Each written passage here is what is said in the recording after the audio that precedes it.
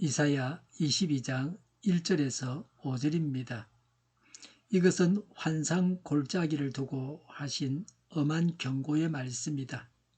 너희가 무슨 변을 당하였기에 모두 지붕에 올라가 있느냐? 폭동으로 가득 찬 성읍, 시끄러움과 소동으로 가득 찬 도성아, 이번 전쟁에 죽은 사람들은 칼을 맞아 죽은 것도 아니고 싸우다 죽은 것도 아니다. 너희 지도자들은 다 도망치기에 바빴고 활도 한번 쏘아보지 못하고 사로잡혔다. 사로잡힌 너희들도 아직 적군이 멀리 있는데도 지레 겁을 먹고 도망가다가 붙잡혀서 포로가 되었다. 그러므로 내가 통곡한다. 다들 비켜라. 혼자서 통곡할 터이니 나를 내버려 두어라. 내 딸, 내 백성이 망하였다고 나를 위로하려고 애쓰지 말아라. 주 만군의 하나님께서 친히 환상 골짜기에 혼란과 학대와 소란을 일으키시는 날을 이르게 하셨다. 성벽이 흘리고 살려달라고 아우성치는 소리가 산에까지 사무쳤다. 아멘. 본문은 평화로워 보이는 일상 속에 숨겨진 영적 위기와 다가올 심판을 경고하는 메시지입니다. 위기 속의 축제, 그 위험한 역설입니다. 인생에서 가장 위험한 순간은 언제입니까? 큰 고난이 닥쳤을 때보다 사실 위기가 코앞에 와 있는데도 그것을 깨닫지 못하고 즐거움에 취해 있을 때가 가장 위험합니다. 당시 예루살렘 사람들은 지붕 위에 올라가 잔치를 벌이며 승리를 자축하고 있었습니다. 하지만 하나님이 보시는 영적 실상은 처참한 패배와 통곡해야 할 날이었습니다. 오늘 말씀을 통해 우리가 서 있는 자리가 혹시 착각의 지붕 위는 아닌지 돌아보고자 합니다. 이사야 22장은 유다가 이방 민족들에 의해 침략당하는 위기에 처할 것임을 예언하고 있습니다. 하나님의 심판의 도구로 사용된 자는 아시리아 왕 사네립과 바벨론 왕 느부갓네살입니다. 하나님은 하나님을 모르는 자도 사용하십니다. 1절에 이것은 환상 골짜기를 두고 하신 엄한 경고의 말씀이다 라고 했습니다. 환상 골짜기는 예루살렘입니다. 예루살렘을 이렇게 부른 것은 예루살렘이 하나님의 이상과 계시가 언제나 나타났습니다. 예루살렘에 하나님의 이상과 계시가 언제나 나타났습니다. 그래서 환상의 골짜기라고 했습니다. 또한 예루살렘 주변에 많은 산들이 있기 때문입니다.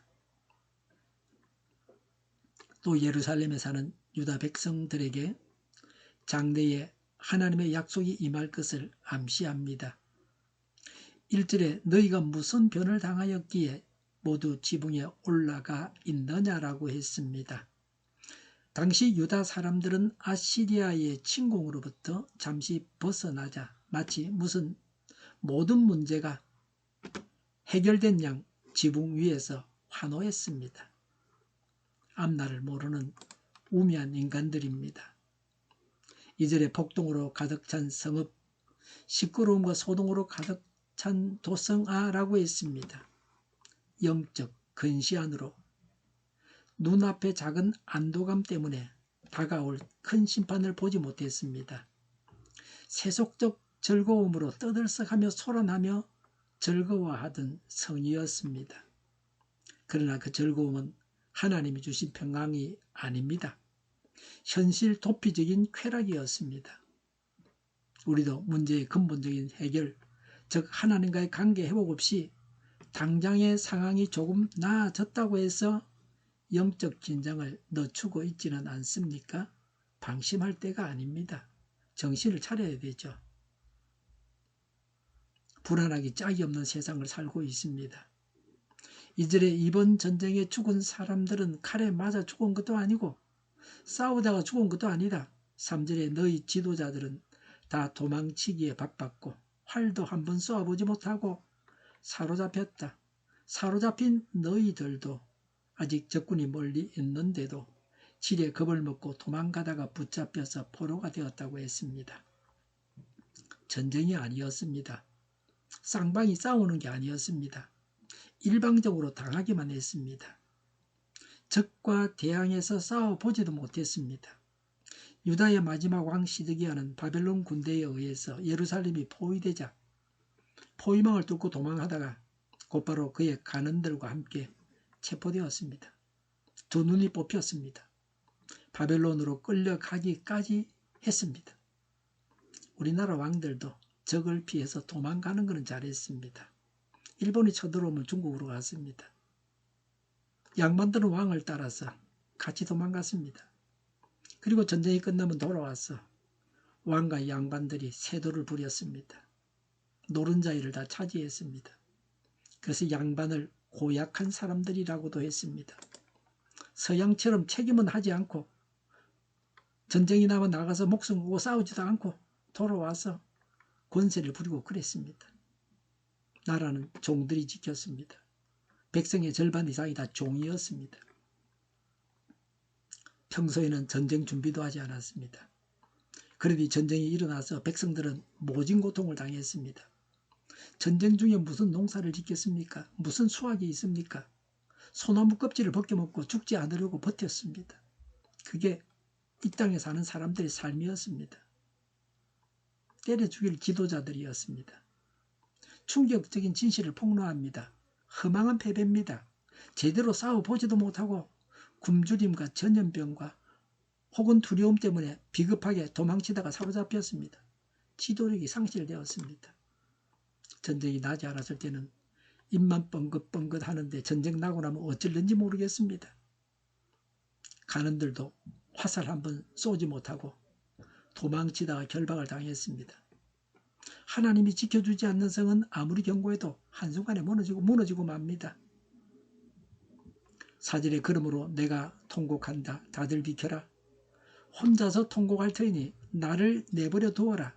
내 딸 백성의 도성이 망하였다고 나를 위로하려고 애쓰지 말아라고 했습니다. 여기서 나는 이사야를 말합니다. 통곡한다고 하는 것은 울어서 탈진하는 것을 말합니다. 예루살렘이 멸망하여 이사야는 크게 비통해 한다는 것입니다. 주변에서 위로하려고 해도 거부할 만큼 그 슬픔이 깊었습니다. 우리는 우리나라와 교회가 잘못하는 일들을 보면서 슬퍼하며 기도하고 있습니까? 죽으려고 하면 무슨 짓을 못하겠습니까? 죽으려고 환장했다 우리가 그러지 않습니까? 계속되는 경고에도 불구하고 전혀 회개하지 않는 유다 백성들의 완악함으로 인해서 곧 파멸될 예루살렘을 보고서 큰 슬픔에 쌓여서 위로받기를 거절한다고 하는 이사야 자신의 모습을 말씀하고 있습니다. 회개하고 돌이켜야 되는 게 교회입니다. 교회가 살아야 나라가 삽니다. 교회가 죄를 안고 살아가니까 어찌 망하지 않겠습니까? 이사야는 불신앙과 타락에 빠진 유다 백성들에게 그들을 향한 하나님의 진노가 반드시 임할 것이라는 사실을 주지시키고 있습니다. 회개를 촉구합니다. 이사야의 눈물은 곧 하나님의 눈물입니다. 축제에 처한 백성들 사이에서 홀로 울고 있는 선지자의 마음이 오늘 우리에게 필요합니다. 5절에 주 만군의 하나님께서 친히 환상 골짜기에 혼란과 학대와 소란을 일으키시는 날을 이르게 하셨다고 했습니다. 하나님이 계시를 보여주시던 환상의 장소가 이제는 심판의 골짜기가 되었습니다. 하나님을 만나던 장소가 이제는 두들겨 맞는 장소가 되었습니다. 5절에 성벽이 흘리고 살려달라고 아우성치는 소리가 산에까지 사무쳤다고 했습니다. 예루살렘이 이방 군대에 의해서 포위되어서 매우 혼란한 상태에 이를 것이라는 예언입니다. 성벽들이 무너지고 여기저기서 죽음의 고통으로 아우성치는 소리들이 예루살렘 땅에 가득 차게 될 것이라는 말씀입니다. 하나님께서 이사야에게 예언으로 보여주신 그 날을 두고 한 말씀입니다. 예루살렘이 이방 군대에 의해서 멸망당하는 날입니다. 하나님께서 작정하신 때에 대적을 일으켜 예언대로 하신 것입니다. 이 혼란은 하나님께서 계획하신 것입니다. 하나님께서 예루살렘의 심판을 주관하실 것임을 밝힘으로써 하나님만이 세상의 참 주관자시요 유다의 구원의 주체이심을 선포합니다. 당시 유대인들은 자기들은 하나님으로부터 선택받은 백성이기 때문에 하나님의 심판에서 제외될 것이라는 착각을 했습니다. 자기들끼리 하는 착각에 불과하지 전혀 하나님은 그렇게 생각하지 아니하십니다. 하나님은 죄 있는 자기 백성을 심판하십니다. 우리도 이런 착각 속에 빠져 있지 않습니까? 그렇게 교회가 많았던 러시아가 왜 공산화되었습니까? 지금까지 그 그늘에서 빠져나오지 못하고 있습니다. 예수님을 믿어서 구원받은 것은 사실입니다. 그러나 하나님의 뜻대로 살지 못할 때에 지도자들이 개판을 칠 때에 나라가 어떻게 안 망하겠습니까? 하나님께서 징계의 매를 드십니다. 예루살렘 교회가 선교하지 않자 하나님은 예루살렘 교회가 핍박을 받아서 흩어지게 하셔서 복음을 전하게 하셨습니다. 로마가 기독교를 받아들이자 그리스도인들은 기뻐했습니다. 자기들만 예수 믿고 선교하려고 하지 않았습니다. 그러자 독일과 프랑스 지방에 살고 있는 자들이 쳐들어왔습니다. 로마 여자들을 잡아가서 자기들의 첩으로 삼았습니다. 그렇게 해서 복음이 그곳으로 전해졌습니다. 선교 역사는 매번 이러했습니다. 영국에 복음이 전해질 때에는 영국 사람들이 프랑스와 스페인 여인들을 잡아가서 자기들의 첩으로 삼았습니다. 그래서 복음이 영국에 전해졌습니다. 그리스도인들이 복음을 전하지 않으면 망하게 해서라도 복음을 전하게 하십니다. 지붕에서 골짜기로 다시 은혜의 보좌로 가야 합니다. 유다 백성들은 지붕 위에서 헛된 승리를 노래했지만 하나님은 그들을 낮은 골짜기에서 겸손히 자신을 돌아보기를 원하셨습니다. 진정한 평안은 환경이 좋아졌을 때 오는 것이 아닙니다. 하나님과의 관계가 바를 때 찾아옵니다. 지금 혹시 영적인 잠에 취해 있다면 그 착각의 지붕에서 내려오십시오. 그리고 이사야처럼 무너진 우리의 영성을 보며 애통해하면서 회개합시다.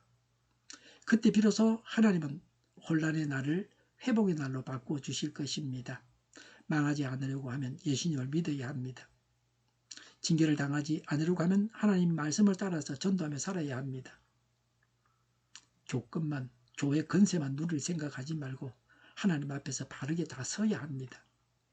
새신자부터 오래된 신자까지 말이죠. 하나님을 떠나 살면 유다처럼 망할 수밖에 없습니다. 발부둥 치다가 망하든 아무런 저항도 하지 못하고 망하든 망하고 맙니다. 기도하겠습니다. 이사야의 말씀을 통해서 우리의 영적 안일함을 꾸짖어 주시니 감사합니다. 세상의 작은 성공과 안락함에 취해서 지붕 위에서 허망한 노래를 부르던 저희를 용서하여 주시옵소서. 저희 삶의 진정한 주인은 오직 하나님뿐임을 고백합니다. 눈에 보이는 상황에 일비하지 않게 하시고 이사야처럼 시대를 분별하며 애통해하는 영성을 허락하여 주시옵소서. 우리 마음속에 교만한 지붕에서 내려와 겸손히 하나님의 얼굴을 구하는 환상의 골짜기에 서게 하옵소서. 그리하여 다가올 환난의 날에도 흔들리지 않는 믿음의 반석 위에 서게 하여 주시옵소서. 예수님을 믿고 하나님의 말씀을 따라서 전도하며 살겠습니다. 저희가 멸망의 길로 가지 않고 사는 길로 가게 하옵소서. 온 세상의 교회 탄압법이 없어지게 하여 주시옵소서. 교회 안에서도 이 악한 법에 동조하는 세력들을 제거하여 주시옵소서. 저희를 불쌍히 여겨 주옵소서. 저희를 악에서 구하옵소서. 하나님의 뜻이 이 땅에서 이루어지게 하여 주시옵소서. 저희의 간구 응답하여 주옵소서. 기도하기를 지지 않게 하옵소서. 저희의 필요를 채워 주시옵소서. 오늘도 차고 넘치는 복된 삶을 살게 하여 주시옵소서. 감사와 찬양을 하나님께 돌려드리며 예수님의 이름으로 기도드립니다. 아멘.